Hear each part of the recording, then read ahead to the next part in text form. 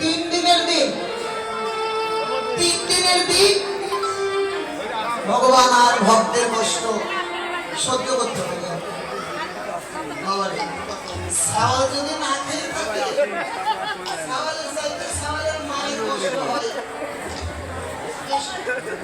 ভক্ত যদি উপবাসে যায়, ভক্তের চাইতে বেশি কষ্ট হয় ভগবানের।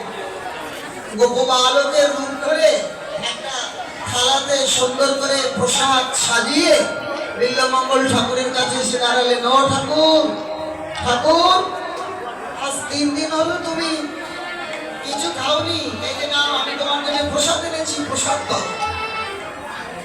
বিল্লমঙ্গল ঠাকুর ভাবে আমি যে উপবাসে আছি, এ কথা তো আমার মন ছাড়া আর দ্বিতীয় কেউ। আমি তো জোরেও বলিনি, আমি তো মনে মনেই প্রতিজ্ঞা করেছিলাম। এই বলো জানলো কি করে?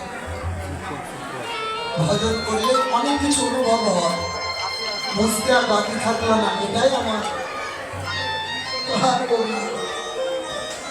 গোবিন্দ সব থাকতে পারে, রূপের পরিবর্তন করতে পারে, কিন্তু গোবিন্দের অঙ্গে একটা গন্ধ আছে।